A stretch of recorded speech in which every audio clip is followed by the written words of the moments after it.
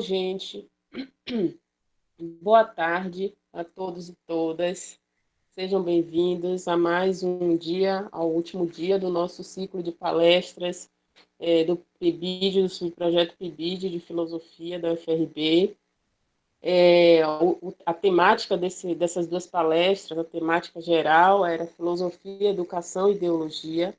Na semana passada, nós tivemos a presença do professor Wilson Bittencourt, que falou para a gente sobre ensino de filosofia, sobre uma espécie de metodologia de ensino que, de alguma forma, consiga dialogar com alunos de ensino médio que não tiveram nenhum contato prévio com a filosofia, um modo de aproximação e de sensibilização desses alunos, e foi muito produtivo para a gente, foi uma reunião muito agradável.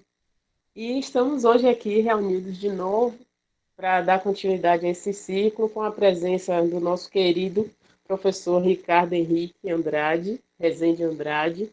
Esse evento é parceria do PIBID com a Residência Pedagógica. A maioria das pessoas que se inscreveram são bolsistas PIBID e residência. Tem algumas pessoas de fora também da universidade, de fora do curso de filosofia, o que é bastante interessante e muito legal, porque esse novo sistema de registro de atividade de extensão no SIGA-A, ele permite que pessoas da UFRB e de fora da UFRB possam ter acesso a eventos que, de outro modo, não teriam, né? E eu achei bem legal isso, bem importante, tanto nesse evento quanto no evento que o professor Ricardo organizou, coordenou na semana passada, sobre a filosofia e a BNCC. A gente percebeu que houve a presença de pessoas de fora da instituição realmente, o que é muito bom para a gente. Então, eu dou as boas-vindas a todos vocês, especialmente ao professor Ricardo, que aceitou fazer essa palestra para a gente hoje. Eu vou fazer a apresentação dele, vou ler aqui o resumo do currículo Lattes, apesar de saber que a maioria de vocês sabem da formação do professor Ricardo, e estão cientes da produção dele, mas, de qualquer forma, vou apresentá-lo. O professor Ricardo é doutor em Ciências da Educação, com habilitação em Filosofia da Educação pelo Instituto de Educação da Universidade do Minho, em Portugal. Mestre em Filosofia Contemporânea na linha de pesquisa sobre Filosofia da Linguagem e Epistemologia pela UFBA. É licenciado em Filosofia também pela Universidade Federal da Bahia e é nosso colega, amigo aqui do colegiado de licenciatura em filosofia da UFRB, onde ele ministra, sobretudo, as disciplinas relacionadas ao ensino de filosofia e estágio. E atualmente é coordenador do Residência Pedagógica do curso de filosofia.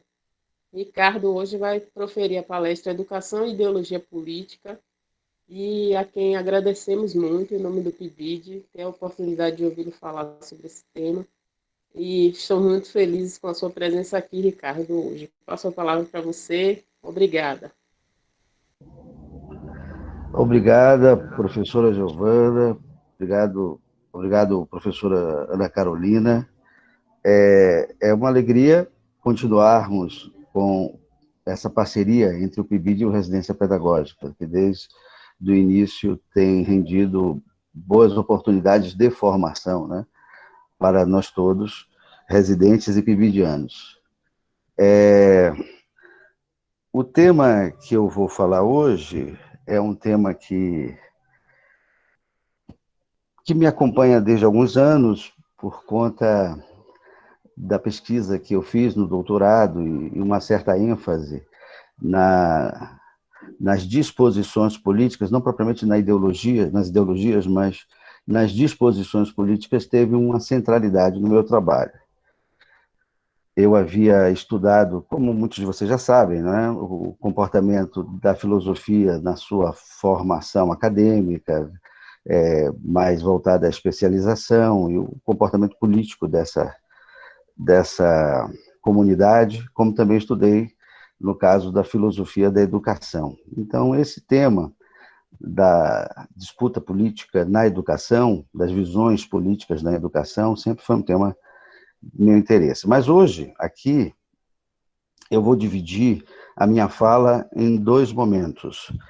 O primeiro momento de exposição, que vai ser de 30 minutos, espero, me controle, professoras Giovana e Ana Carolina. O primeiro momento vai ser de exposição, de 30 minutos, e o segundo momento de conversa com vocês. Eu não consegui encaixar tudo num tempo só, para não ficar muito apressado, então eu vou fazer primeiro a exposição de dois textos, né, dois textos ainda não traduzidos no Brasil. O primeiro foi traduzido pelo meu amigo Ramiro, que me autorizou a compartilhar com vocês. O segundo foi um amigo que não me autorizou a compartilhar, e por isso eu não compartilhei, mas eu vou falar a respeito desses dois textos.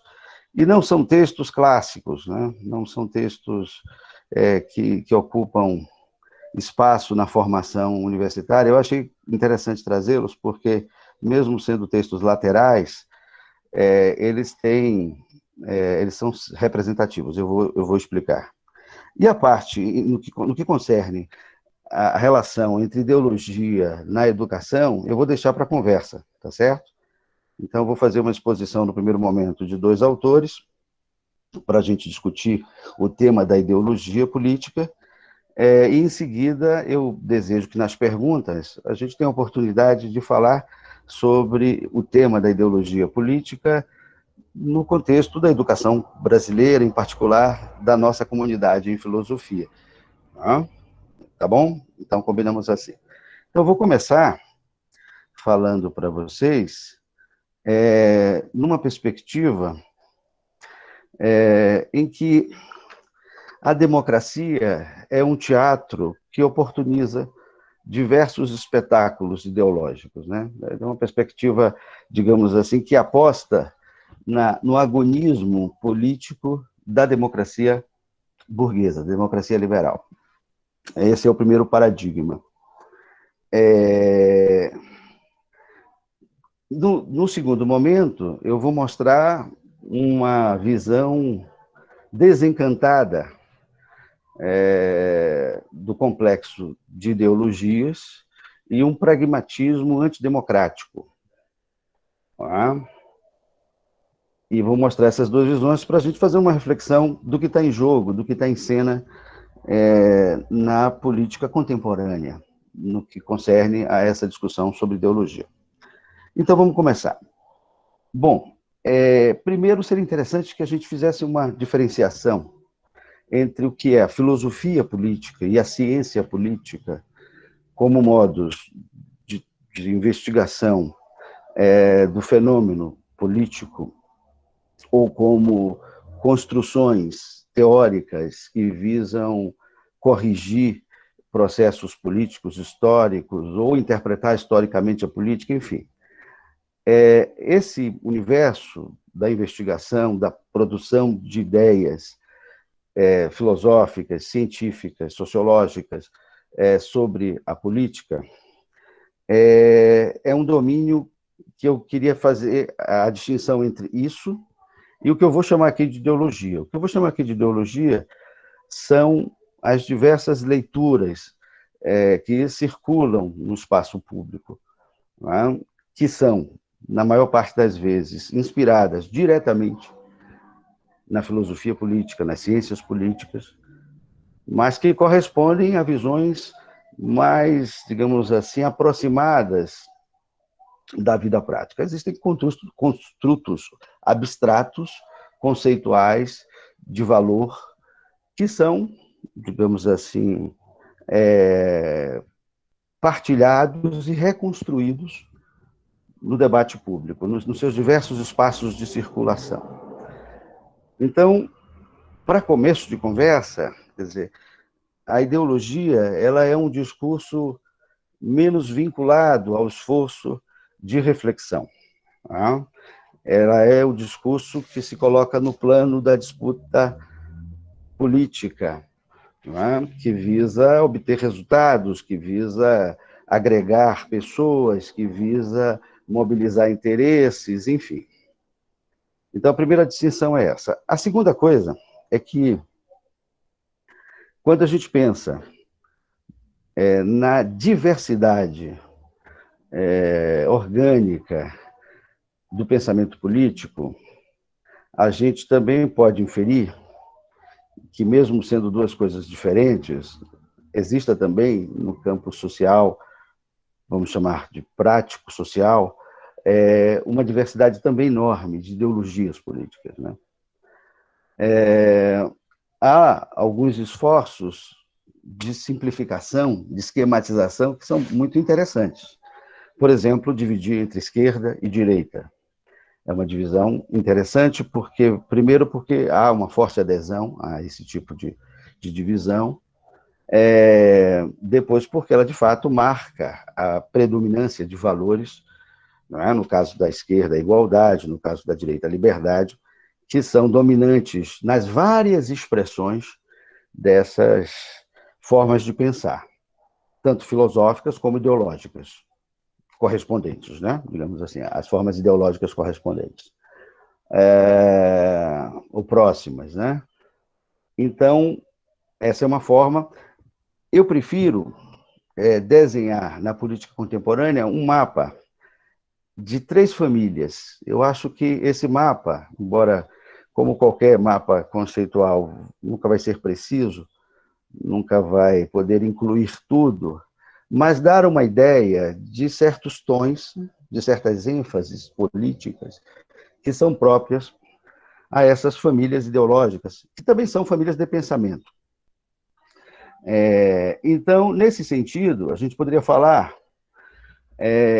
de diversos liberalismos, diversos conservadorismos, diversos socialismos que possuem, né, referências filosóficas sofisticadas e importantes, né? Foram, evidentemente, elaboradas em momentos históricos específicos, respondem a problemas específicos, mas instrumentalizam o pensamento político de forma definitiva. No plano ideológico, prático, as pessoas estão na disputa. Na disputa pelo partido, pelos candidatos, ou por fora do próprio sistema político, né? Ou fora do próprio sistema político, ou seja, pretendendo não compor o jogo político em disputa. Então, visões socialistas, visões liberais, visões conservadoras vão influenciar esse curso. Mas na vida prática, vamos combinar, tudo se mistura muito, tudo se combina muito. De modo que a primeira ideia que eu venho apresentar nesse texto, com esse texto, exemplificando com esse texto, é que a vida democrática, ela não só admite, como ela se enriquece desses pontos de vista ideológicos, né? Há um problema quando o acirramento dessas posições produzem tensões que as próprias regras do jogo democrático muitas vezes não estão preparadas para responder. Mas como, digamos assim, patrimônio humano, cultural, que eu acho que é a contribuição mais importante que a filosofia pode dar à política, é exatamente concebê-la de forma sistemática, organizada, rigorosa, para que essas ideias possuam relevância, né, social, cultural, política, portanto. Esse tratamento, tal como a filosofia apresenta, é diluído no jogo ideológico. De modo que a gente pode ver que, se for feita uma radiografia, né, ver mais fundo o campo de crenças de uma determinada pessoa, que, por exemplo, tem uma certa posição ideológica assumida, se a gente interrogar essas pessoas em vários aspectos, a gente vai ver que nunca há uma pureza, né? Ou seja, cada pessoa tem crenças socialistas, crenças conservadoras, crenças liberais, que ela vai poder admitir em certas circunstâncias. Isso por quê? Porque o conjunto de valores associados às expressões filosóficas dessas famílias ideológicas é bastante consistente, bastante consistente. O que acontece é que no plano político, né, do imediato, principalmente em momentos como esse, as pessoas se filiando a tendências de esquerda e direita, elas criam resistências recíprocas, né? O que acontece é que, num momento como esse, o que menos importa é ouvir o que os filósofos disseram, é ler o que os filósofos e filósofas disseram sobre política, mas, né, se apegar ao patos de uma disputa que, afinal de contas, decide sobre as nossas vidas. Então, nesse sentido, há uma contaminação e uma entropia que desorganiza as potencialidades desse repertório. Percebe? As pessoas se afastam muito das suas próprias inspirações intelectuais e entram num jogo de disputa muito irracional, muito emocional, que não é a melhor contribuição que a filosofia pode dar a isso, né? Não acho que é nesse campo. Mas o fato é, a política nos mobiliza, ela nos toca. E é exatamente essa relação mais distanciada, mais refletida da filosofia, nunca dar conta de acompanhar, né, o calor dos acontecimentos. E nunca foi absolutamente determinante nas decisões. Elas influenciam, elas inspiram as decisões, mas há muita coisa em jogo. Então, não há tipos puros ideológicos. Se a gente pensar que a própria esquerda, que se identifica com o socialismo, com as várias formas de socialismo, né, do anarquismo, o marxismo e etc. A esquerda, ela hoje, nos últimos 50 anos, né, ela passou por um processo de modificação, né, admitindo paradigmas ideológicos liberais, conservadores, a depender, digamos assim, do tema, né? Então, assim, os valores hoje que já estão bastante consolidados da esquerda, digo isso para os mais jovens, que estão, né, chegando agora, né, à vida política, muitos valores hoje já consolidados, eles foram, quando não combatidos diretamente, tratados com indiferença. Então, hoje, se a gente tem uma esquerda identitária, se a gente tem uma esquerda que está mais interessada nos direitos humanos, nas liberdades civis, nos direitos individuais, isso é uma influência de uma assimilação de valores do liberalismo, né? Claramente. Se a gente tem hoje uma esquerda preocupada com as tradições culturais afrodescendentes, indígenas, enfim, dos povos originários, enfim, isso se deve a uma certa assimilação de valores do conservadorismo, percebe?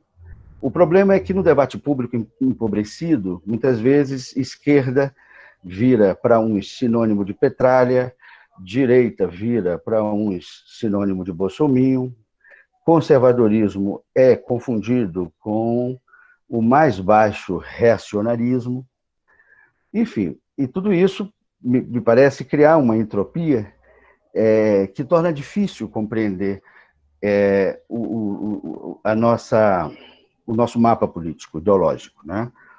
Porque há um conjunto de tendências, um conjunto de variáveis. Mas vejam, independentemente de qual fulcro, de qual ponto de apoio a gente tenha fixado a ideologia por família, se liberal, se conservador ou se socialista, eu vou apresentar agora um autor, que é o Leszek Kolakowski, que entende ser possível harmonizar esses, digamos assim, esses campos ideológicos, né? Ou seja, a vida democrática, ela exige a aceitação da diferença, a aceitação da divergência, e ela deve também pressupor que a superação dessas divergências se dê a partir do confronto de ideias, da discussão, do debate esclarecido. Esse pressuposto, ao meu ver, e também creio que na leitura do Kolakowski, permite que ideais conservadores, liberais e socialistas convivam. Cada um vai puxar para o seu lado, né? Cada um vai puxar para o seu lado, mas o jogo democrático permite essa convivência a partir do respeito às regras da democracia.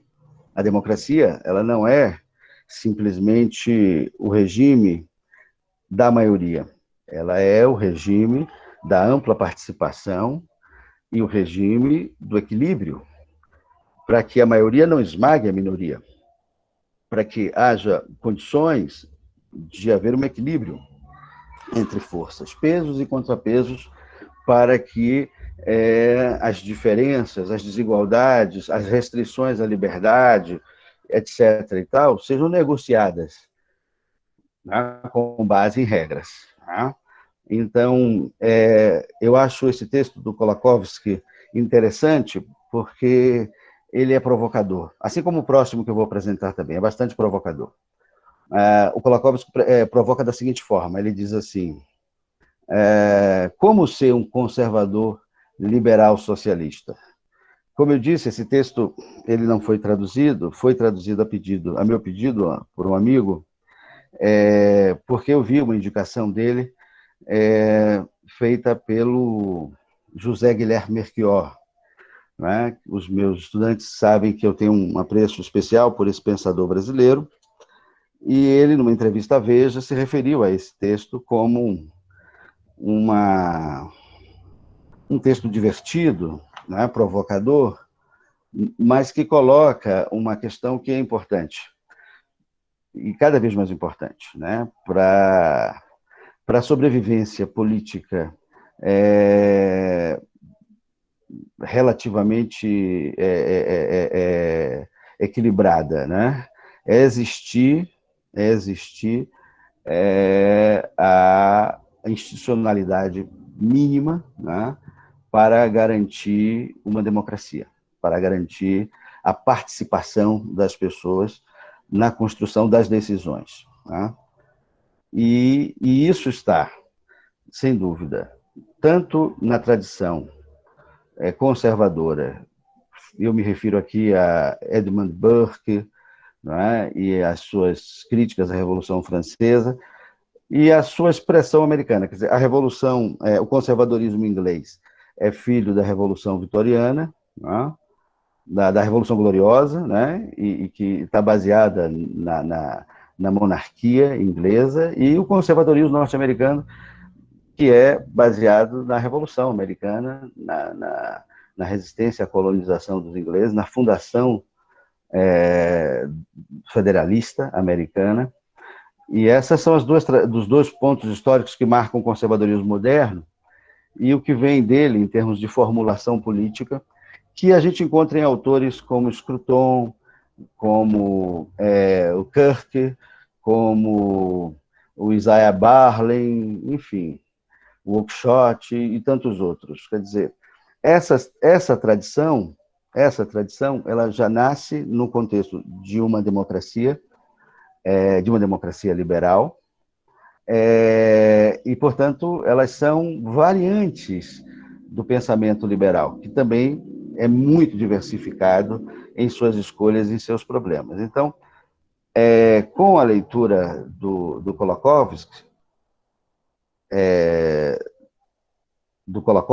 eu quero mostrar uma possibilidade de pensar a convivência não exatamente harmoniosa, porque em política nada é harmonioso, tudo é disputa, entre famílias diferentes, famílias ideológicas diferentes.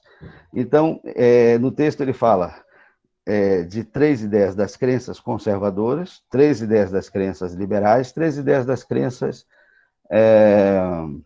socialistas com as quais ele concorda. Então, a primeira crença conservadora, que ele se vê alinhado. A vida é feita de perdas e ganhos, ela nunca será perfeita, Quer dizer, se algumas coisas melhoram, outras pioram, e foi sempre assim.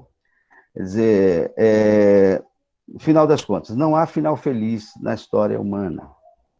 Não é? Quer dizer, isso não é exatamente proibitivo de sonhar, não é? Isso não é proibitivo da utopia, isso não é proibitivo de imaginar novas formas de vida e convivência e trabalhar por isso. Mas isso é só uma lembrança do que a história nos ensinou até aqui. A história humana jamais realizou a felicidade como obra da política, né? Se houve alguma felicidade nesse mundo, foi sempre um privilégio do indivíduo, de um grupo, mas não da humanidade, e não de uma sociedade por conta da política.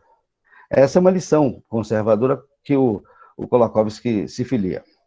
A segunda, as instituições e a tradição são partes constitutivas da vida.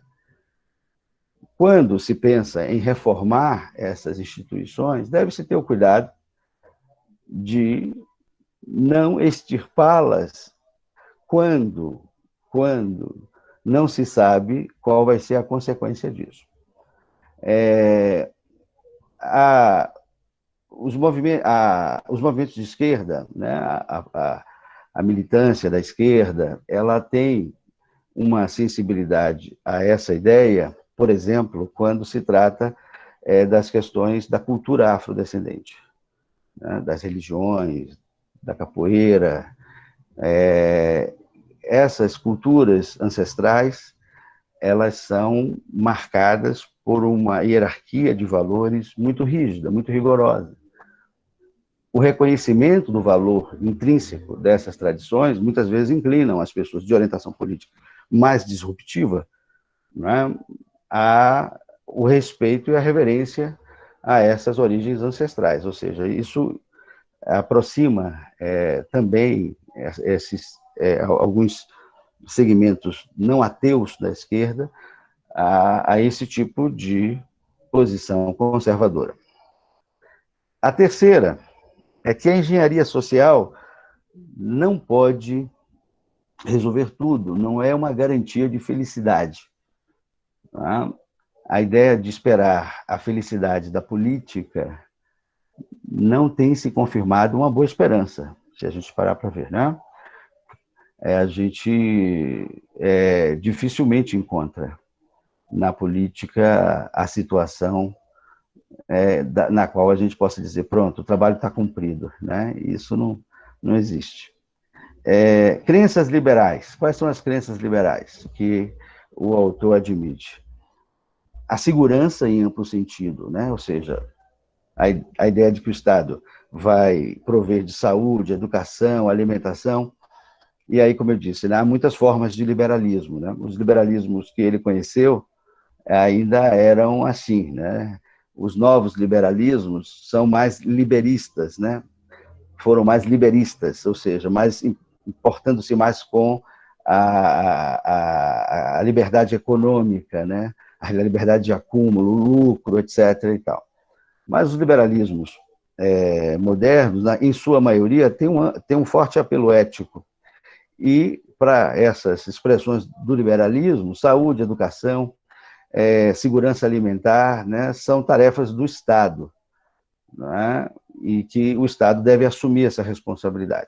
A esquerda assumiu essas versões liberais, né, o Bolsa Família, o programa de renda mínima, todas essas ideias de que o Estado dê a condição de segurança às pessoas, de segurança em sentido amplo, e que pare por aí, porque daí em diante ela tem que tomar suas escolhas, o Estado não pode tutelar essa pessoa moralmente, né?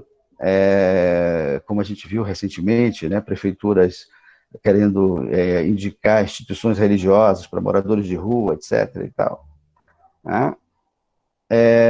Então, a ideia de que o Estado deve, sim, garantir isso, mas no que concerne à liberdade, o Estado ajuda mais quando nada faz. Ou seja, quando se trata de liberdade, essa liberdade ela é tanto maior quanto menor seja a ação do Estado tutelando o cidadão, né?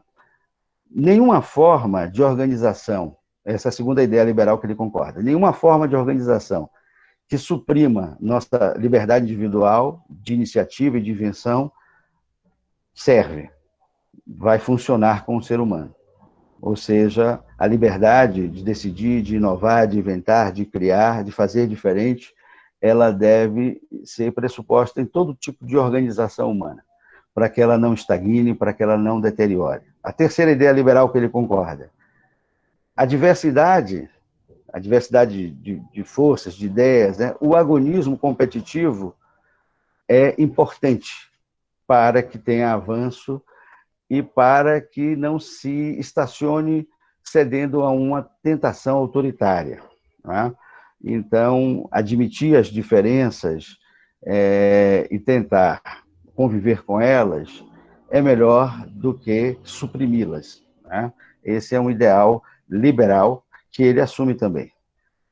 Crenças socialistas. Ele também dá uma sequência de 3 crenças socialistas com as quais ele concorda.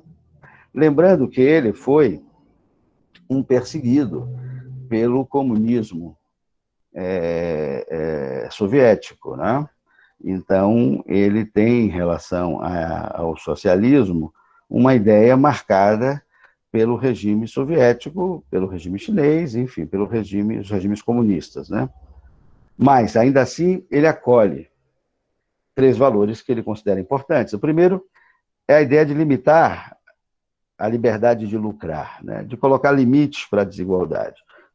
Não é porque ele admite lá em cima, né, que existe iniquidade entre as pessoas, não se pode tolerar tudo, não se pode tolerar qualquer coisa, não se pode admitir o enriquecimento brutal de poucos, em detrimento do empobrecimento de muitos. Então, ele acha que o Estado deve, sim, meter a mão e regular a economia, né? Ou seja, o segundo ponto, basicamente também dentro dessa mesma ideia, não se conformar com as iniquidades, né? Ou seja, não levar o pessimismo antropológico ao limite de suportar os absurdos, a barbárie. Então, onde houver injustiça, onde houver desigualdade, onde houver desgraça, deve haver atenção, deve haver ação, deve haver reação, e esse é um sentido do pensamento socialista que ele assimila, ele incorpora. E terceiro, já também está um pouco no primeiro, mas aqui dito claramente, a economia deve ser submetida ao controle social democrático, mesmo que, em contrapartida, isso signifique uma ampliação da burocracia do Estado. Mas ele admite, ainda assim, que é melhor que a economia controle o Estado. Com esse exemplo do Kolakowski, eu queria mostrar o seguinte, que quando há, entre as diversas formas de manifestação do pensamento ideológico de uma sociedade, um acordo quanto ao fato de que a arena política seja o jogo democrático, e agora a gente vai falar um pouco dos defeitos desse jogo, mas antes de falar dos defeitos desse jogo, eu queria insistir nesse ponto. A democracia, na sua forma liberal, constitucional, né, institucional, ela possui muitos defeitos. Mas me parece que ela é ainda o único horizonte que permite a participação mais ampla possível, com muitas deficiências. Mas a democracia ela pode ser trabalhada sempre, aperfeiçoada sempre, para incluir cada vez mais a participação de todos. Ela pode resolver problemas de economia, ela pode resolver problemas de atenção social, ela pode resolver problemas de saúde, ela pode resolver problemas tais e tais. Mas ela também, às vezes, não resolve, né? Normalmente não resolve. Essa é a notícia melancólica, né? a gente não fica tão contente com o resultado. Ainda assim, ela suporta relativamente bem, quando não está deteriorada, esse conflito ideológico. Bom, fechando aqui o primeiro autor, e já começando agora a falar do segundo autor, existe uma visão mais desencantada dessa fragmentação ideológica. A visão do Kolakowski, ela é de conciliação democrática de valores políticos adversários. As famílias políticas são adversárias, elas são, no campo prático, né, adversárias, são visões de mundo em disputa. Mas a institucionalidade democrática pode garantir, né, a esses atores uma disputa que objetiva em resultados eleitorais e processos políticos gerais e tal. Se objetiva nisso. Mas, ainda assim, a disputa das famílias alimentaria, enriqueceria as soluções, né? Então, de certo modo, a visão de Kolakowski é uma visão otimista. É uma visão otimista do conflito das ideologias. Ou seja, em certo sentido, ele está no mesmo espírito de Stuart Mill, que acreditava que o conflito das ideologias estaria a serviço de um aprimoramento da democracia e aplacaria, digamos assim, o lado mais raivoso, o lado mais temerário da política, né? Que é quando ela resvala em sangue, em luta pelo poder. Né? Eu vou dar agora uma visão também contemporânea e que, de certo modo, dialoga não com os próprios termos, mas com algumas ideias, com o meu trabalho de doutorado. Eu falava de tímidos e intrépidos, aqui a gente vai ter outros nomes, mas a ideia é basicamente a mesma. Eu vou apresentar a visão de um filósofo norte-americano muito jovem, chamado Jason Brennan, que escreveu um livro contra a democracia. O título do livro é Contra a Democracia. Não confundir, por favor, com O Povo contra a Democracia, do Yasha Mounk, né? Não é esse. É Contra a Democracia, de Jason Brennan.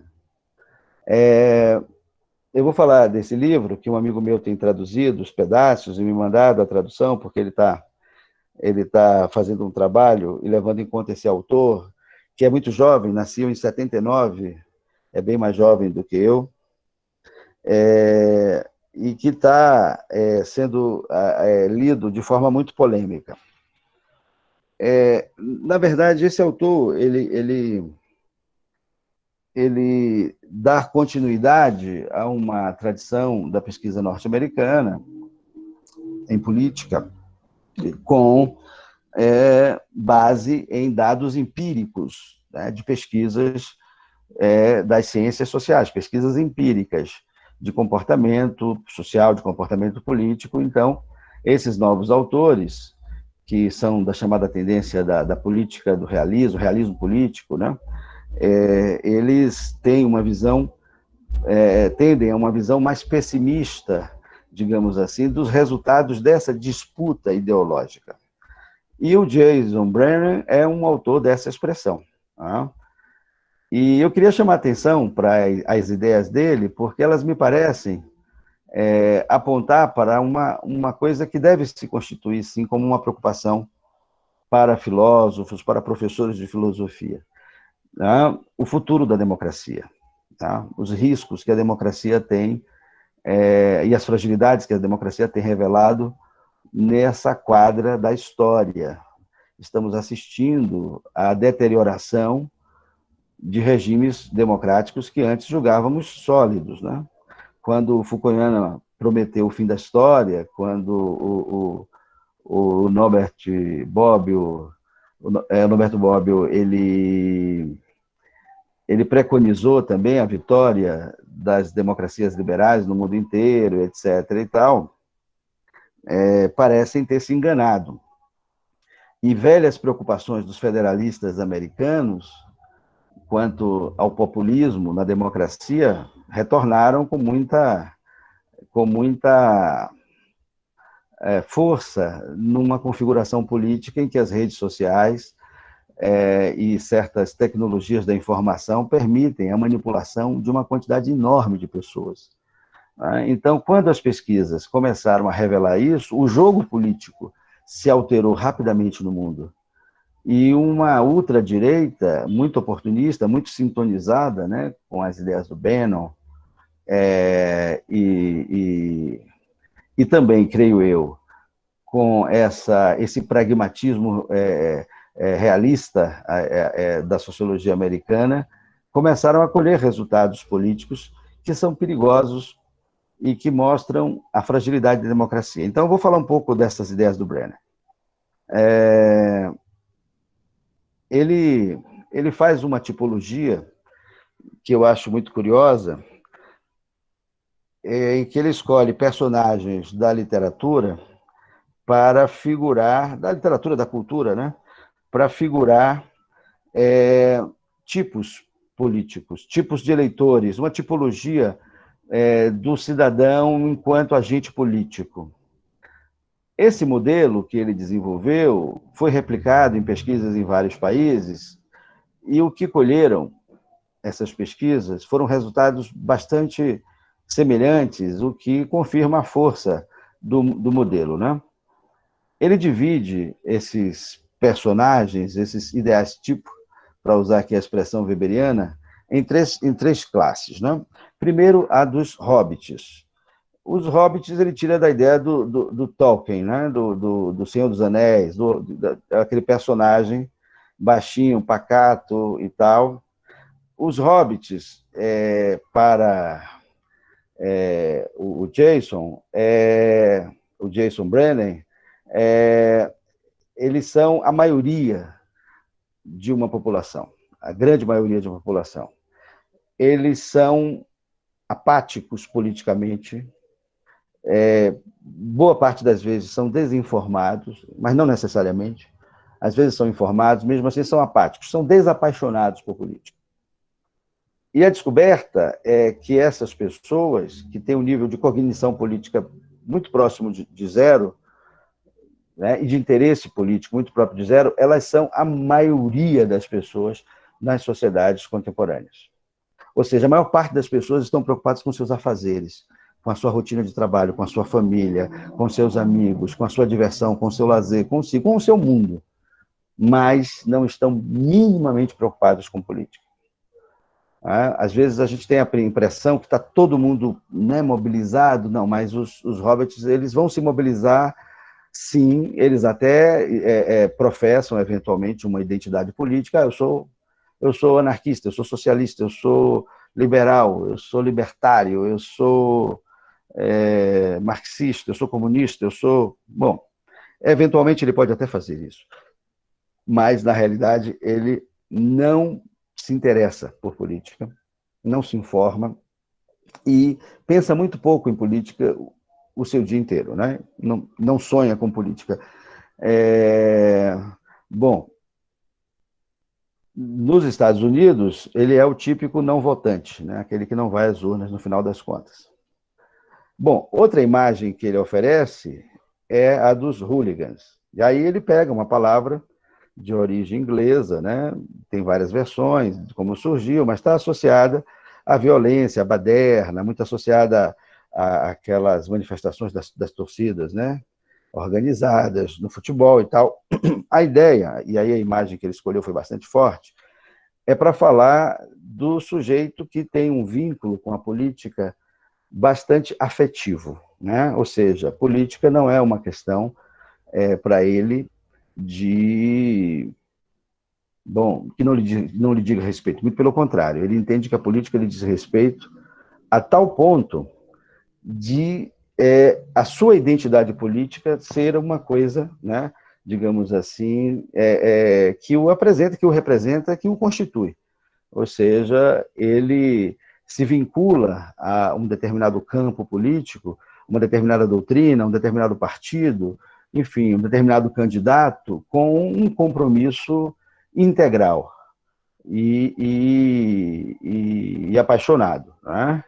Então, ele não é um desinformado em política, ele consome uma formação política, não raramente ele pode ser um expert em política, ou seja, conhecer bastante de um determinado campo da política, mas dificilmente, por ser exatamente hooligan, esse espectro de sua formação política, ainda que muito bem especializada, seja suficientemente amplo, né? Então, geralmente o hooligan ele tem uma identidade ideológica e ele assume essa identidade ideológica e ele defende essa identidade ideológica em todos os campos possíveis, não? Isso não quer dizer que ele seja um ignorante, mas ele é um apaixonado, né? Ele é uma pessoa que coloca a questão política uma centralidade, enfim. Veja, quando eu descrevo assim, eu não estou me referindo ao conteúdo dessa paixão política. O seu conteúdo ideológico propriamente pode ser de direita, de extrema direita, de esquerda. Isso não muda a definição do hooligan. E ele usa um outro personagem, que é o Vulcano, que inicialmente pode remeter ao deus da mitologia romana, né? Que lida com ferro, que era feio, coxo, que foi traído, mas parece que ele está se referindo ao personagem de Guerra nas Estrelas, não é isso? O Vulcano, esqueci agora o nome dele. Alguém lembra? O personagem da Guerra das Estrelas? O Vulcano? Bom, não me lembro agora. Darth Vader? Qual personagem que você está falando? Guerra nas Estrelas? Ah, de Guerra nas Estrelas, eu estou confundindo com Star Wars. Jornada nas Estrelas. Jornada nas Estrelas, Jornada, né? Eu não lembro agora, mas eu sei que foi dali que ele tirou do filme o personagem e ele quer, então, com esse personagem, que praticamente numa sociedade é um traço estatístico, né? Porque praticamente não existe, é só uma construção de ideal, seria o mais desapaixonado possível que não fosse um hobbit, ou seja, um hobbit com uma formação de vários hooligans daria um Vulcano. O que seria o Vulcano? O Vulcano seria o ideal do cognitivismo político, que é exatamente uma pessoa que seja capaz de avaliar a política sem paixões, né? Ou seja, compreende o jogo democrático, compreende a variedade de ideologias presentes na disputa, mas tenta tomar a sua decisão sem que a escolha seja orientada por essa inclinação ideológica, né? Bom, o que é perigoso nisso tudo, né? O perigoso nisso tudo é que o filósofo ele diz claramente que a sua intenção não é destruir a democracia, no sentido de que ele seja contra a democracia em alguns dos seus pressupostos. Mas a ideia dele, segundo ele diz, né, é reformar a democracia naquilo que ele acredita que ela não funciona. Né? Então, ele vai dizer, olha, tem problema de alternância de poder, as disputas políticas, né, são muito difíceis de se compatibilizar com uma moralidade pública, a letargia nas decisões que são compartilhadas, os políticos eleitos representativos são sempre os mais carismáticos e os menos competentes, né, quase sempre. Quer dizer, é muito difícil ter a disputa democrática sem ceder a corrupções de diversas formas, é muito difícil. E os votos das pessoas que são hobbits e hooligans, que são a totalidade das pessoas, já que essa última categoria para ele não é representativa eleitoralmente, é o que define o jogo das coisas, sem levar em conta uma certa racionalidade. O perigoso, que eu quis chamar a atenção, é que essa crítica à democracia, essa exposição dos defeitos da democracia, que eu acredito que são defeitos que ela tem realmente, leva ao autor à conclusão de que a reforma a ser feita é exatamente a restrição da participação dos hobbits e dos hooligans. Quer dizer, é uma conclusão de um viés bastante antidemocrático, se a gente pensar a democracia em seus termos essenciais, como uma democracia representativa, do voto de cada um, vale a mesma coisa. O que o autor propõe é um epistemocentrismo, ou seja, a ideia de que só deveria ter decisões políticas quem entende de política e não tem paixões políticas, porque as paixões políticas elas fazem mal à sociedade e elas fazem mal à pessoa, que a felicidade individual das pessoas é tanto maior quanto mais distante elas estão da política, e que esse ideal de que quanto mais pessoas participem do processo político, melhor ficam as coisas, não vai dar certo, porque as pessoas têm qualidades diferentes e muitas vezes essas qualidades podem não estar, digamos assim, em sintonia com um interesse mais geral. Não é? E tudo fica muito tumultuado, tudo fica muito difícil. Quer dizer, quando a gente assiste o crescimento da China, quando a gente assiste o crescimento econômico, a influência da China, que tem um governo centralizador, não democrático, quando a gente vê o que aconteceu recentemente com os Estados Unidos, né, sob a presidência de Trump, quando a gente vê o que acontece na Turquia, na Malásia, quando a gente vê a crise de institucionalidade que a França está atravessando nesse momento, quando os militares já reformados estão aderindo a uma participação maior das Forças Armadas na política. E quando a gente assiste o que está acontecendo no Brasil, né, onde a gente vê um sequestro de ideais de civilização, eu fico me perguntando o quanto trabalhos como o do Jason Brennan podem contribuir ainda mais para um desencanto que leve a uma ruptura radical. Eu fico apavorado quando eu vejo hoje uma parcela minoritária, mas muito ativa, de militantes de ultradireita, pedindo o fechamento do Supremo, pedindo o fechamento do Congresso, e todo esse ensaio de golpe militar que fica no ar, né, a todo tempo. E quando eu penso que a tradução política disso é tão empobrecida, né, quer dizer, eles se dizem conservadores, né, e se dizendo conservadores, eles arrastam a compreensão social média, pública média do conservadorismo para o religião, né? Então, quando eu vejo o debate público hoje, o modo como eles se manifestam, né, quando Lula e FHC se encontram para se cumprimentarem, para, enfim, de algum modo acordarem um projeto de unificação do país, e eu vejo quanta gente reage negativamente a isso, e quanta gente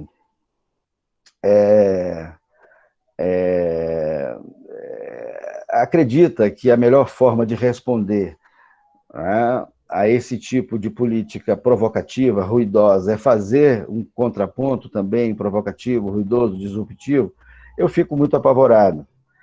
E eu acho que entre o otimismo de um e o pessimismo de outro, eu quero ficar com o realismo do segundo e a fé do primeiro. Ou seja, eu quero acreditar que a gente pode aprender na democracia a conviver com várias formas de expressão da ideologia e disputá-las no plano político, como é previsível. Acho que as falhas da democracia devem ser conhecidas, devem ser levadas em conta, para que a gente não trate da política apenas como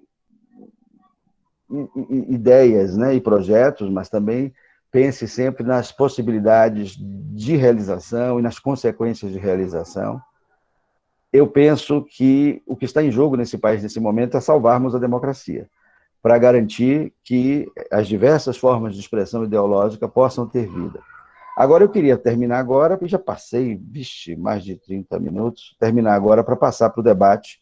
E aí eu queria tentar fazer, no debate, uma correlação entre esse cenário das diversas ideologias na educação, como é que isso, de algum modo, se organiza na educação. Mas eu vou ficar por aqui. Devolvo aí à professora Giovana a palavra. Obrigada, Ricardo. Muito obrigada pela sua fala. Eu li o texto do Kolakowski, que você divulgou para a gente hoje pela manhã. A princípio, eu tinha até colocado algumas questões que me passaram pela cabeça, mas você, na sua fala, já solucionou. Fiquei com algumas questões para te fazer. Uma vai nessa linha, né, de tentar relacionar com a educação, e temos também outras questões aqui já no chat que eu vou passar para você. Mas você traz um debate muito pertinente e uma angústia crescente que todos nós temos, né, nesse momento aqui no Brasil, sobretudo aqui no Brasil. Como o Lila falou aqui, a sua fala é um pouco apavorante. Não a sua fala, mas essa pauta, essas discussões são um pouco apavorantes, de fato são. Eu vou fazer aqui algumas questões, duas questões basicamente, e depois eu passo para as perguntas do pessoal que está aqui no chat. E se Carol também quiser fazer alguma questão antes, eu vou passar para ela. A primeira coisa que eu fiquei pensando, tentando relacionar as coisas que você trouxe com a educação aqui no Brasil, é o seguinte. Deixa eu ver o que foi que eu anotei aqui para ver se eu consigo formular bem a pergunta. O modo como a educação brasileira, como quem produz, né, pesquisa sobre educação, a academia, a universidade brasileira, o modo como a universidade pensa a educação, de um modo geral, parte de uma perspectiva ideológica marxista, né? A gente sabe disso. Você pensa que há espaço para pensar a educação no Brasil dentro da universidade, o modo como a universidade pensa a educação, de fora dessa perspectiva, há essa possibilidade? E como seria possível pensar uma educação desde o Brasil, a partir do Brasil, em outro aspecto que não seja esse aspecto de uma perspectiva política, ideológica, marxista e de esquerda? Como seria possível isso? Como seria possível pensar a educação na visão de Ricardo Andrade, né? Que não seja nessa perspectiva ideológica que a gente está colocando aqui, marxista. Outra coisa que eu fiquei pensando aqui, a partir da sua fala e a partir dessa ideia que você traz, de que não há, junto com o autor, né, Kolakowski, de que não há nenhuma perspectiva ideológica pura, de que há misturas. E isso é o que está nítido no texto dele, né? Esse título é bem curioso, como ser conservador, liberal e socialista. Eu fiquei me perguntando antes de ler como é que isso seria possível, mas ao expor as teses do autor, você deixou muito claro que essas coisas, de fato, estão interligadas. Mas, a partir daí, como é que a gente distingue, então, um progressista de um conservador? Em que é que se distingue, então, um progressista de um conservador? Se está tudo misturado. E só uma curiosidade, eu queria saber se esse autor, Jason Brennan, quando você coloca a conclusão dele, se há alguma influência platônica aí, porque pelo que eu me lembro de ter lido na República de Platão, o próprio Platão coloca a democracia como uma forma degenerada, né, de governo, uma forma, né, bem eu não sei se é degenerada o termo que ele, acho que uma forma decadente, alguma coisa assim de governo, e parece que a proposta de Platão é justamente essa, de substituir a democracia por uma oligarquia, pelo que eu entendi. Aí eu queria saber se esse autor ele tem alguma influência platônica. Bom, basicamente são essas questões que eu tenho para você, depois eu passo para a Carol e depois passo para as perguntas do chat. Tá legal, eu vou tentar responder bem rapidamente para poder responder a todos. Eu vou tentar começar por essa terceira, ficou mais na minha cabeça. Veja bem, é claro que o Jason se filia a uma tradição que vem de muito tempo, de Platão, é também um pouco de Aristóteles, é também um pouco de quase todos os pensadores, até Rousseau, né? Quer dizer, a democracia ela só ressurge como um ideal político na modernidade, ela passa o tempo todo, a filosofia ela pensa a cidade ideal como a cidade para a realização de certas virtudes humanas, né? É assim na República, é assim na política de Platão e tal e tal. A democracia jamais pareceu aos filósofos um regime em que essa participação fizesse privilegiar a virtude, né? Então, os filósofos praticamente só pensaram em sociedades onde eles pudessem viver em paz, né? E a democracia só é colocada como possibilidade mais recentemente. Então, acho que sim, ele é dessa família de filósofos que são críticos da democracia. Agora, para fazer justiça ao autor, ele não propõe o fim da democracia, embora o título seja este. Ele propõe uma reforma da democracia que mexe com o princípio balizar. Ele diz que essa reforma é em nome da racionalidade, né? Uma visão tecnocrática de que a razão, com respeito a fins, deve decidir isso e que a política faz um jogo bonitinho de mobilizar sentimentos e tal, mas que no final das contas os problemas ficam do jeito que estão, resolvem-se muito mal. Eu acho esse caminho perigoso, eu não concordo com ele. Eu não concordo com ele, muito menos com essa sugestão de uma epistemocracia. Mas eu não deixo de perceber, eu acho que a questão de ideologia é sempre isso, essa capacidade que a gente tem que ter de abertura para ver o outro lado, para ouvir a posição adversária, porque no final das contas, os problemas humanos são complexos e as soluções também são complexas. Não há aquele que tem a única voz de dizer e ditar tudo como se resolve. E, aliás, as coisas nem funcionam assim, né? Então, por isso que eu fiz questão de trazer esse autor, mesmo não tendo nenhuma concordância com ele a princípio, embora concordo com a tipologia, porque acho ela descreve muito bem a psicologia política, qualquer um intuitivamente percebe isso, que tem esses três tipos mesmo. Tem o sujeito que está nem aí, tem um sujeito apaixonado, militante, e tem um sujeito que entende das coisas e que tenta se distanciar para não se contaminar por essas paixões. Eu acho a tipologia interessante, mas acho abominável a conclusão que ele chega. Agora vamos voltar para a primeira. Veja bem, eu não concordo com a professora de que o marxismo seja exatamente a tendência dominante na educação. E, primeiro, se a gente falar de marxismo, também tem que falar no plural, porque tem vários tipos de marxismo, vários tipos de marxismo.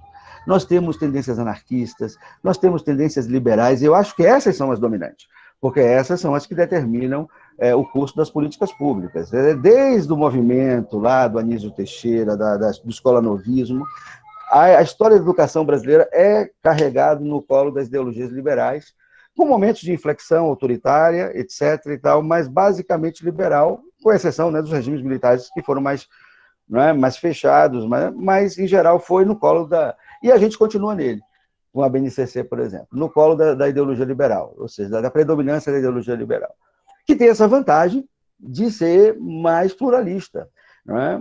É mais pluralista. Em algumas das suas manifestações. Há liberalismos mais liberistas, mais conservadores ou mais reacionários, às vezes. Como eu disse, é uma proliferação muito grande de ideias, que a gente tenta, às vezes, encapsular em nomes e achar que resolve o problema, não resolve.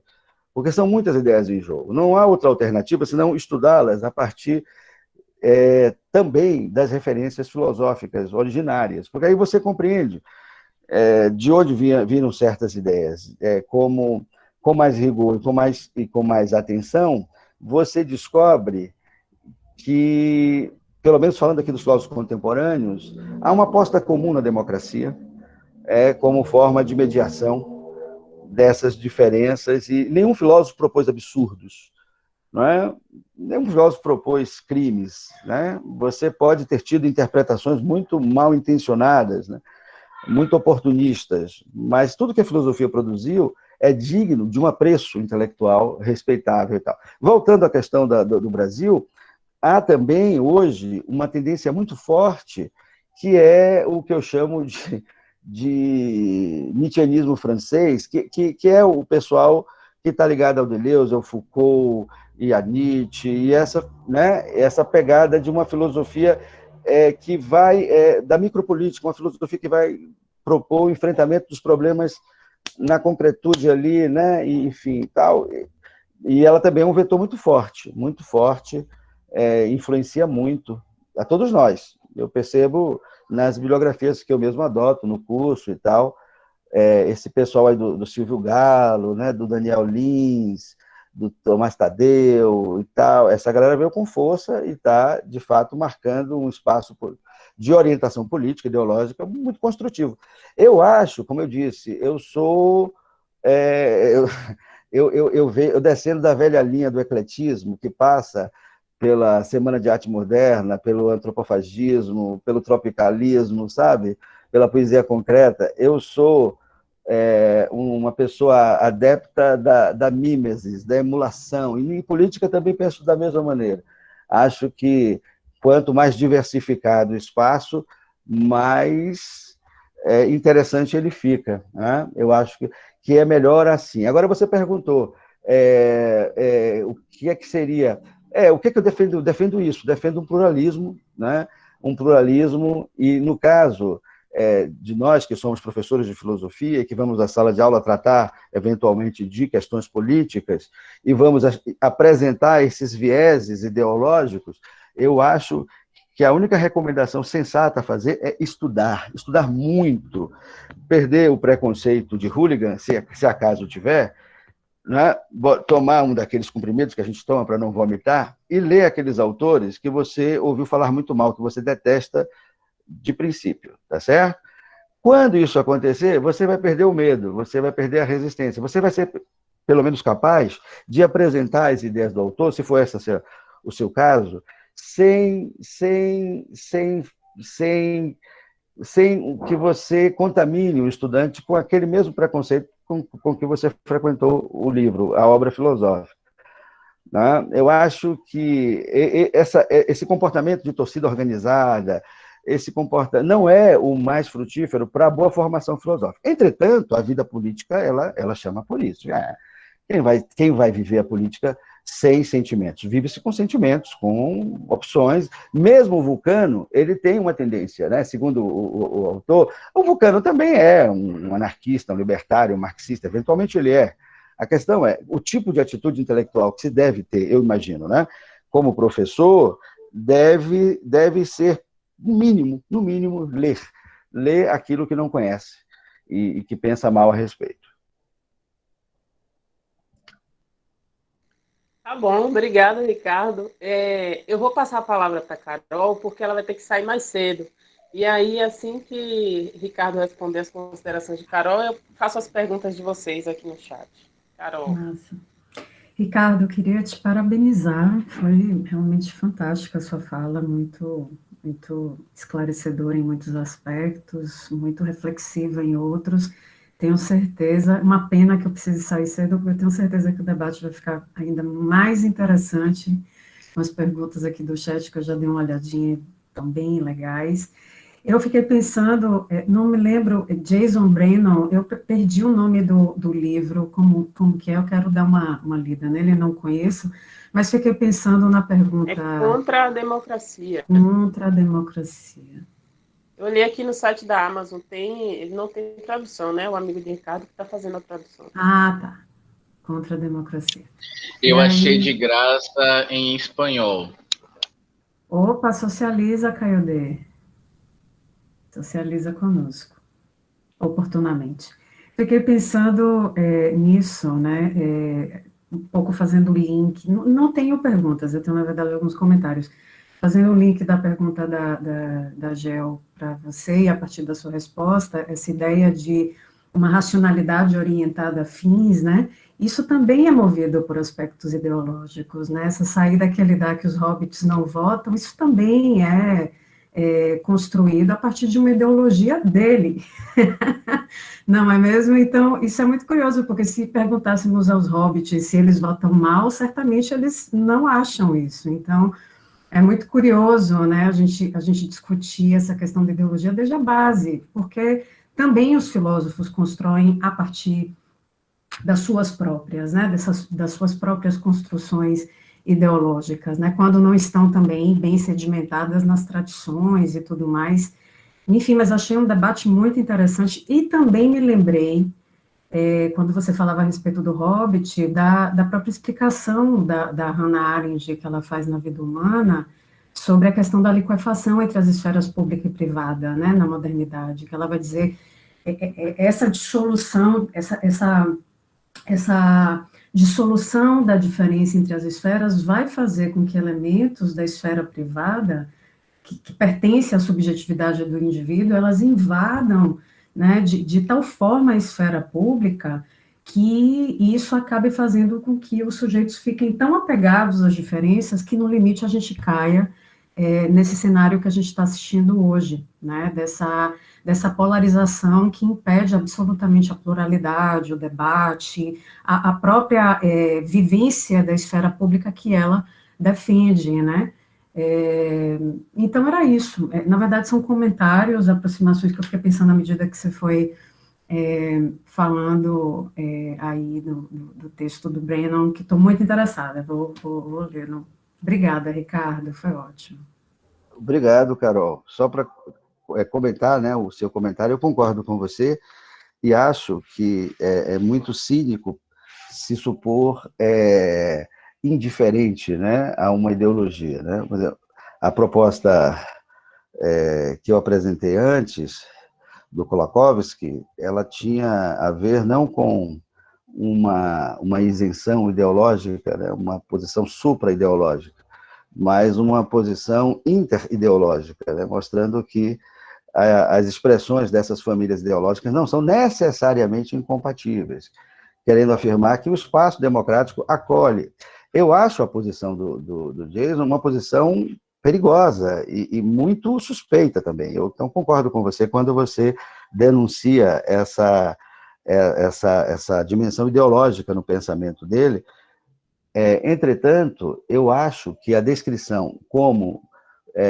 claro, você tem razão.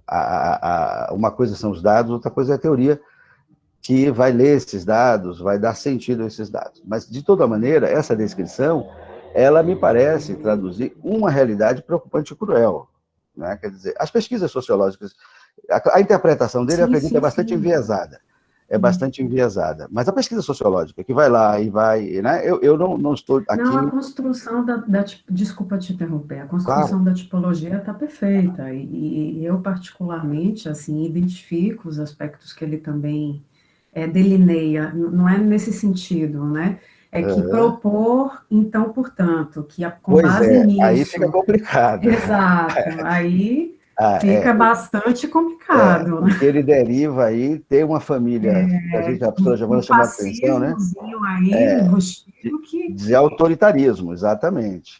E é perigoso quando eu imagino que essas posições podem ser reivindicadas pela ultradireita, pelo comunismo chinês, porque o comunismo chinês é super eficiente. Agora, imagine se o comunismo chinês expande mais um bocadinho aqueles programas de monitoramento eletrônico que eles têm, obrigar um cidadão a usar uma pulseira.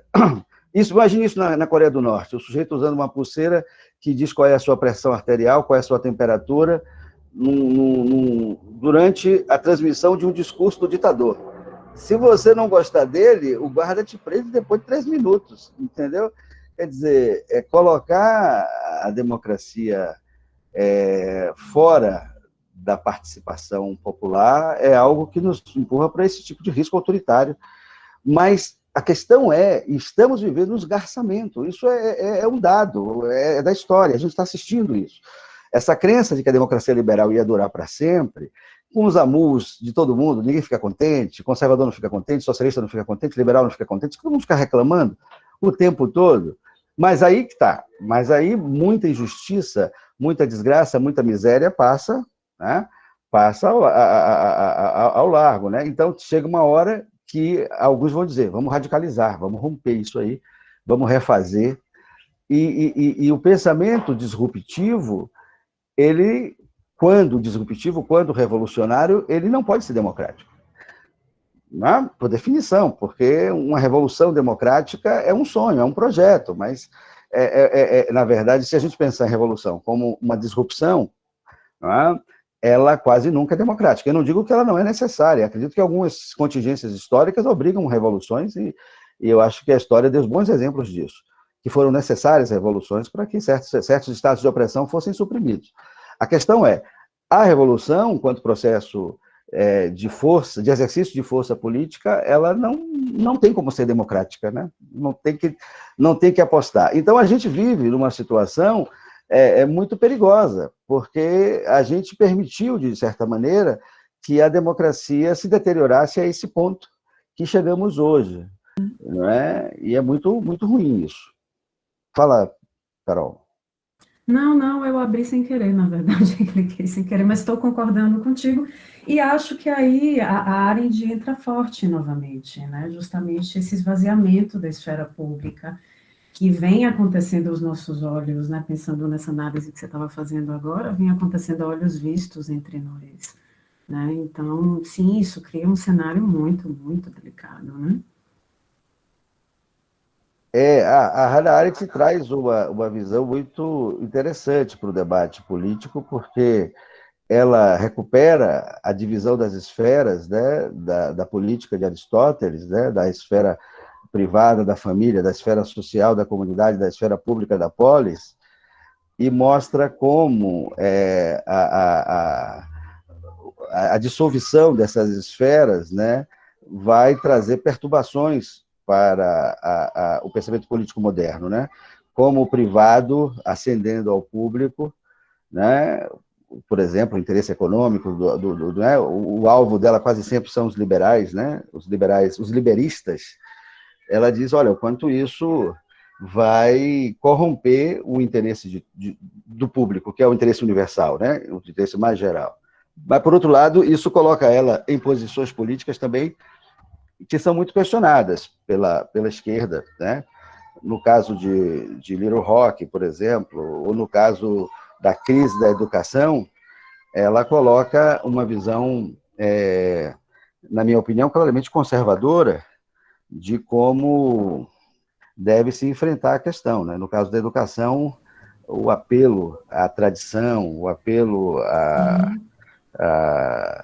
aos valores já cristalizados como sendo o que melhor de possível podemos fazer, já que a novidade surge com o nascimento e com o perdão. Então, né, a desconfiança que ela lançou quanto ao pensamento progressista de Diu é também uma marca interessante do pensamento de Hannah Arendt, uma contribuição para essa relação entre política e educação, né? Eu gosto muito agora, ultimamente, o Caio D ter se empolgado em estudar o assunto me deixou muito feliz. Então, vou continuar aqui com a pergunta da Ludmila Sena, que é bolsista do PIBID. Ludmila pergunta como realizar a transmissão da política, tal qual seu significado simples, para as escolas, sem necessariamente envolver partidarismo nessa conversa. Como motivar e incentivar os alunos a pensar politicamente sem tentar incutir nele um lado político ou um partido de nosso agrado, algo assim. Deixa-me ver se tem Olha, mais alguma. Acho que deixa tem eu outra responder aqui. rapidamente, a Ludmila. Porque senão eu não Ok. consigo. Se juntar duas, eu só me lembro de uma na cabeça. Cabeça ruim, não guarda tanta pergunta. Eu vou tentar responder rapidamente. Ô, Lud, veja Tá. bem. Isso vale para a política, vale para outros temas da filosofia. Eu acho que se a gente aborda um problema político, uma questão política, tentando apresentar duas visões concorrentes, não é? Eu acho que há um ganho com isso. Se você apresenta para uma determinada questão política um autor liberal e um autor socialista, e você confronta isso, se você apresenta um autor anarquista, um autor vinculado a visões de mundo que são mais próximas da sua, e um autor que apresenta a partir de uma outra perspectiva, eu acho que é uma oportunidade de crescimento intelectual de todo mundo, né? De todo mundo. Então, eu acho que, como a política tem essa natureza do conflito, da disputa, eu acho que é sempre interessante, para um professor de filosofia, tentar contemplar visões. Agora, desde que sejam visões filosóficas, não dá para fazer um debate que não seja equiparável. Você pegar, por exemplo, um desses prosélitos aí da direita e tal, para representar o pensamento conservador, não vai dar certo.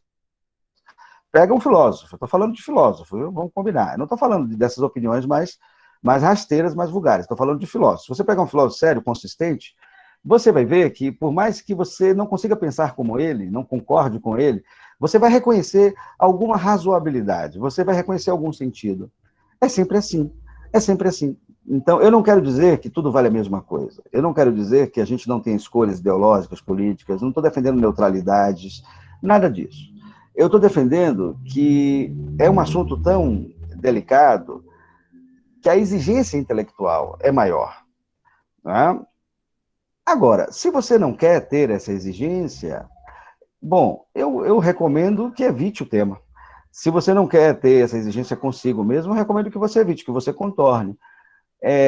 E goze do seu direito, que é um direito de cada um, de ser indiferente à política, ou de ser altamente engajado politicamente, ou de uma coisa nem outra. Quer dizer, isso aí não é o problema. Isso não é o problema. Que existam engajamentos, militâncias, isso não é o problema.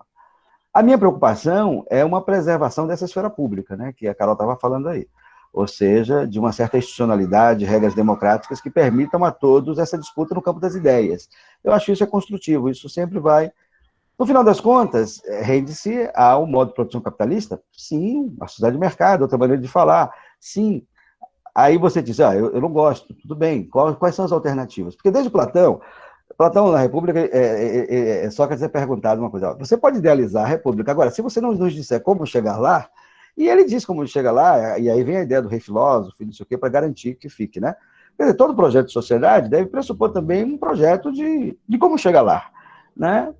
Bom, se você disser que vai chegar lá pelo convencimento de cada um, através da educação e tal, eu bato palmas, e você está no jogo, no mesmo jogo democrático que todo mundo tá, quer dizer, vai fazer isso aí. Eu não acredito que você vai conseguir uma hegemonia em curto prazo, que você veja isso, mas se você acredita que sim, quem sou eu, né, para desmotivar? A ideologia na sociedade contemporânea, ela tem um aspecto de religião civil. A professora Giovana sabe o que estou falando aqui. Os autores do século XIX falavam muito disso, né, de uma religião civil, uma religião sem Deus. Então, as pessoas, quando elas se sentem pertencentes a um determinado grupo, a uma ideologia, ela vai tender a gostar mais das pessoas que são da mesma ideologia dela, né, da mesma visão de mundo. Ela vai tender, é natural, ela vai tender a gostar mais. Ela vai achar que o fato de uma pessoa pertencer à mesma tendência política é uma pessoa ser melhor.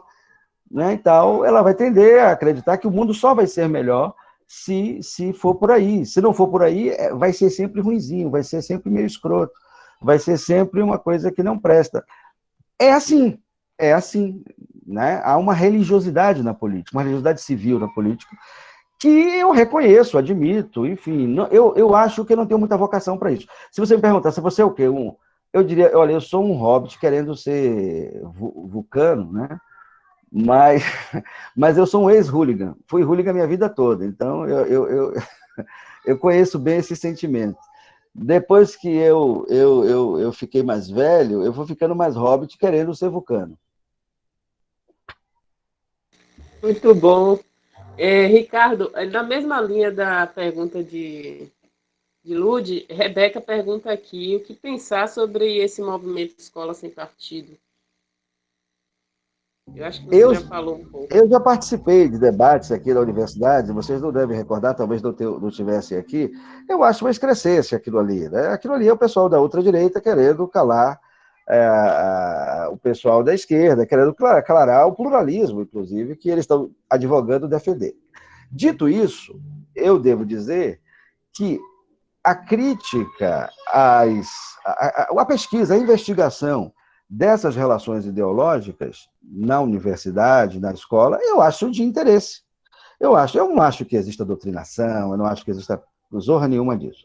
Agora, existem tendências políticas, isso é natural, entendeu? E eventualmente, em um determinado espaço, vai ter maior parte de uma tendência do que de outra.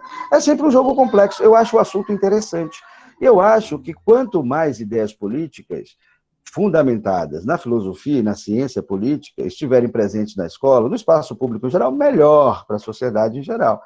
Não é? É melhor do que uma disputa irracional, uma disputa sem argumentos, uma disputa na base da gritaria, do xingamento, do meme, etc. e tal, embora também eu reconheço que isso faz parte. Quer dizer, eu não sou uma pessoa, eu sou um realista, é o mundo que eu tenho, é isso que dá, percebe? Isso me faz mais tolerante politicamente. Isso me faz mais tolerante, me faz compreender o pensamento conservador, compreender o pensamento socialista, compreender o pensamento liberal. Aí você me pergunta, como é que eu voto? Olha, eu tenho votado no PT, sou filiado ao PT até hoje, entendeu? Eu não me sinto tão organicamente ligado, mas voto no PT, eventualmente votei Ciro no ano passado também, voto em tendências progressistas, porque acho que no Brasil os partidos progressistas ainda representam ideais. Os partidos que são ditos de direita no Brasil, infelizmente, quase nunca representam ideais, não discutem programas e tal. Não estou totalmente de acordo com todas as visões do PT, dos petistas ou do pedetistas. Não estou o suficiente para votar com eles, no PSOL, gosto muito da bancada do PSOL, meu comportamento político é esse. Agora, como professor, como educador, como pesquisador da história do ensino da filosofia no Brasil, eu tenho um posicionamento tendendo mais ao vulcano, sabe? Tendendo mais a compreender com um distanciamento intelectual que eu acho que faz bem a pesquisa, faz bem a investigação, faz bem o ensino, não é? Sem anular as inclinações políticas. Eu ainda choro, se eu ouço Lula, choro, gosto dos discursos de Ciro Gomes, acho que é meio excessivo no tom, mas eu gosto do pessoal do PSOL todo, gosto daquela galera. Eu tenho as minhas referências políticas, que eu acho que não são muito diferentes das de vocês, percebe? Mas, quando eu tenho que pensar política para o meu trabalho, para as minhas aulas, eu procuro dar esse passo atrás para que eu não seja preconceituoso de partir de saída com nenhum filósofo. Não é? Esse subentendido de que, se é filósofo, vamos ver o que ele diz, vamos aprender com ele. Eu estou lendo agora umas traduções que minha amiga Mariana está fazendo, de umas anarquistas norte-americanas, muito interessante. Ela está me mandando assim uns pedacinhos, e eu estou aprendendo muito com o anarquismo. Quer dizer, eu não fecho a minha cabeça para nada, entendeu? Mas essa é a minha posição, não estou defendendo aqui não estou aqui para ficar ditando regras de conduta política para ninguém. Vocês tendem a aprender nos cursos de política. Aqui nós temos vários professores excelentes de política. Tem o Ronaldo, tem o Zé João, tem a titular, que é a professora Temple, tem vários colegas, tem o Marcelo, né, não tá mais. Tem vários colegas que estudam política aqui e que vão trabalhar com vocês as doutrinas políticas e tal. Eu vim aqui para falar de ideologia, ou seja, dessa expressão de adesão mais pública, né, daquilo que corresponde ao pensamento filosófico. Diga aí, professor, que eu me arrastei demais aqui. Não, que é isso, está ótimo. Tem mais uma questão aqui de Iago, perguntando, Iago Rabelo, seguindo um pluralismo, a pessoa não pode cair no engodo de perder a essência e a identidade? E aí, Caio D pergunta se tem isso mesmo de essência e identidade. Eu não sei, Caio D. Eu até já acreditei. Caio D não, é Iago, né? Iago. Já acreditei mais nisso, né? Veja bem, nós temos várias identidades, né? Vamos combinar. Temos várias identidades, a identidade política é uma delas. Para muitas pessoas, ela não tem importância nenhuma, inclusive. Né? Para muitas pessoas, a identidade política não tem importância. Nem identidade étnica, às vezes, tem importância. Nem identidade cultural, às vezes, tem importância. Nem identidade profissional. Para outras, tem. Eu acho que são diversas ênfases. O pluralismo, veja bem, não é uma teoria de tudo. Não é? Não, esse exemplo que eu dei era só para ilustrar que é possível estabelecer regiões de aproximação, de interconexão, muito mais um discurso em favor da pluralidade, e não a redução de tudo a uma coisa só. Né? Quer dizer, o pluralismo não pode ser pensado como uma reunião de tudo para que tudo seja uniforme. Não, pluralismo como o reconhecimento dessa diversidade. Se isso perturba um pouco a sua identidade, eu pensando que você como filósofo, eu acho que seria muito bom, porque se isso provoca em você dúvidas e insegurança, é porque isso merece atenção, mais exame e tal.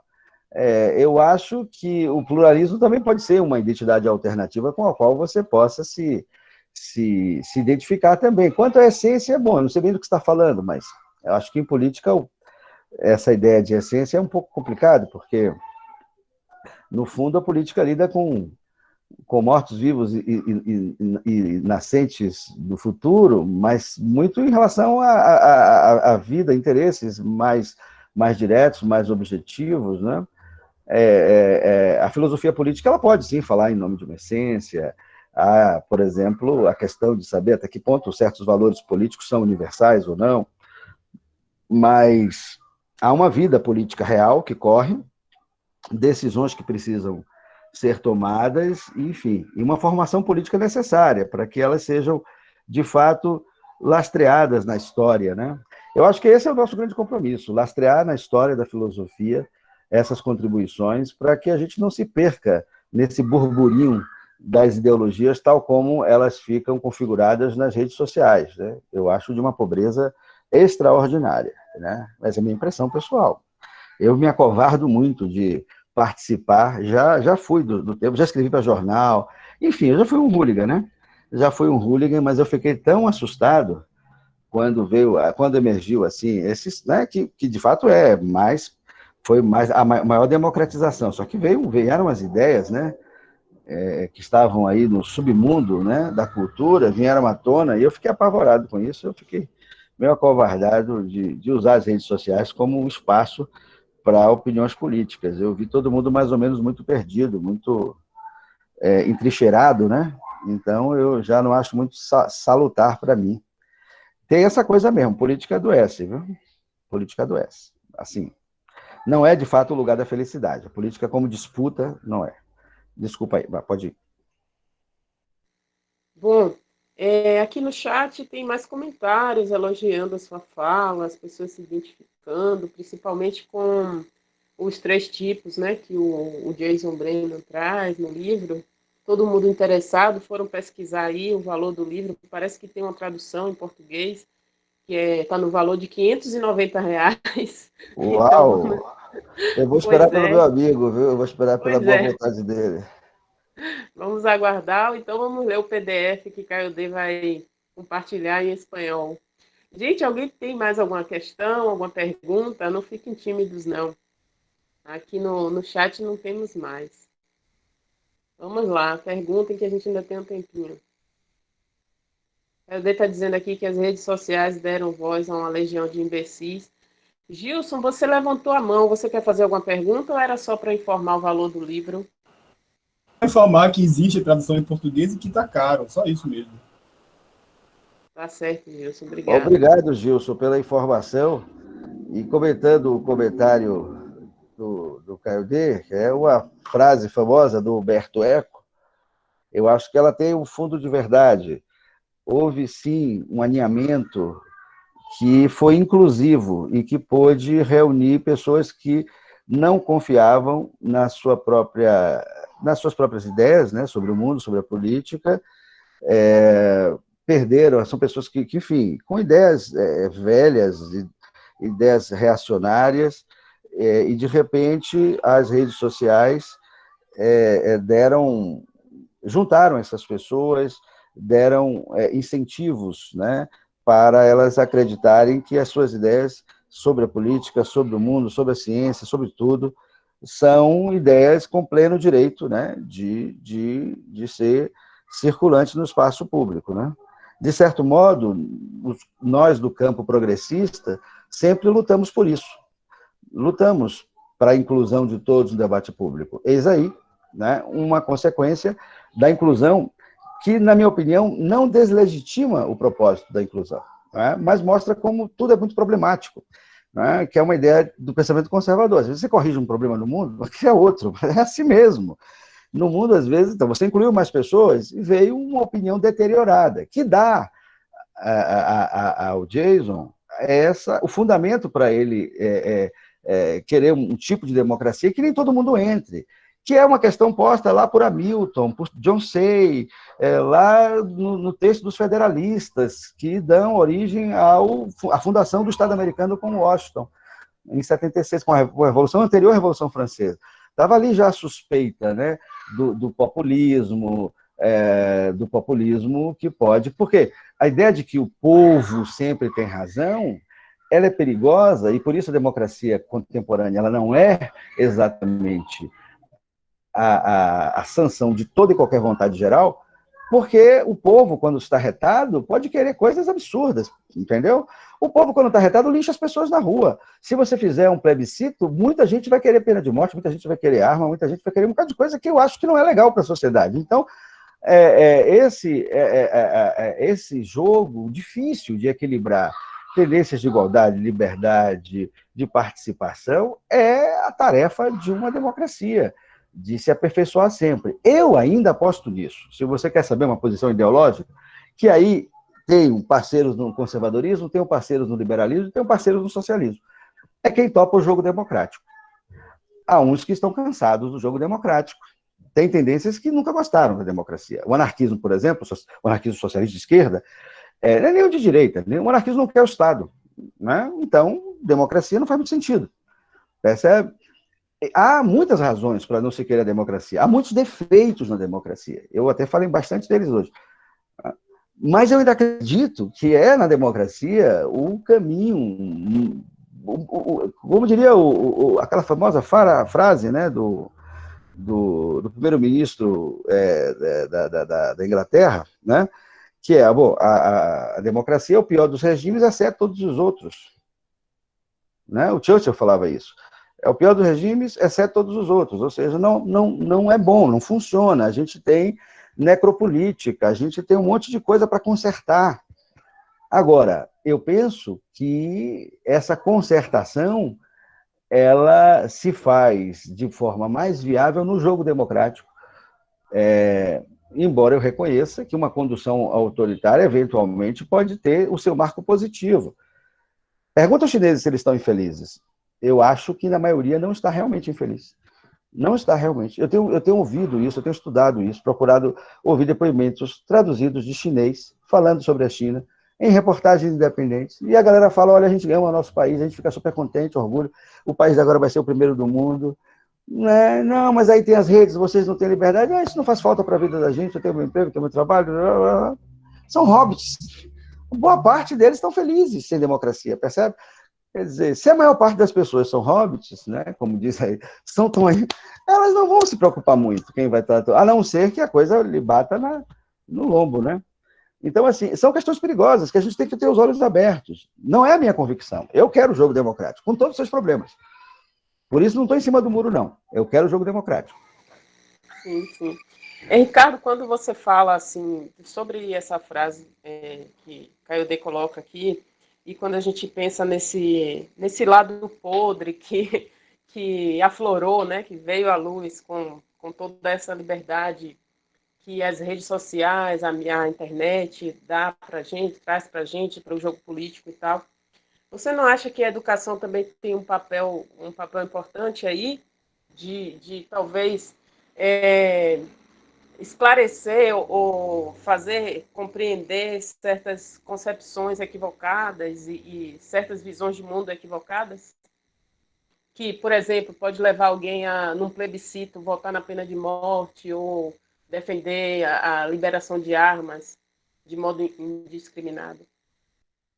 Pois é, acho sim. E aí, talvez vocês me escutem com espanto, eu acredito que qualquer uma dessas famílias que eu mencionei tem representantes muito bons para defender o pacto civilizatório.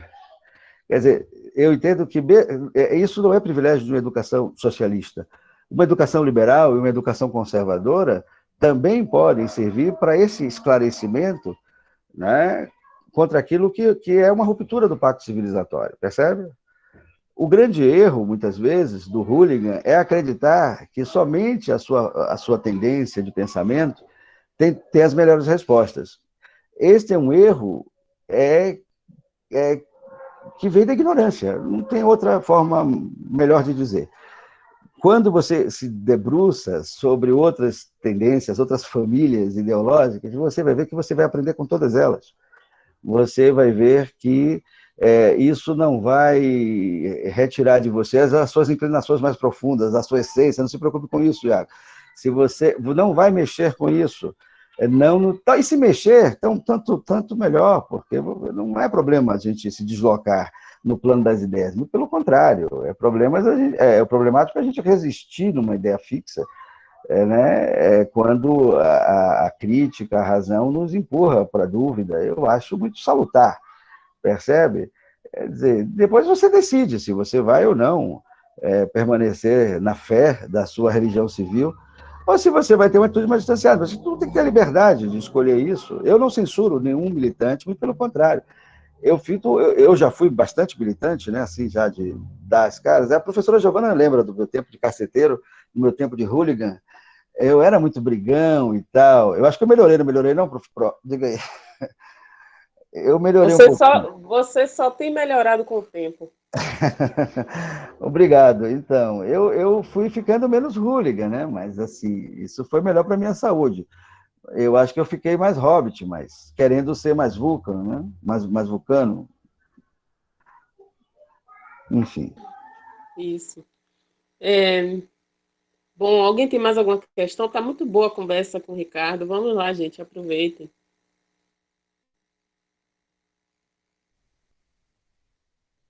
Eu decepcionei muito vocês que são assim mais aguerridos politicamente e tal.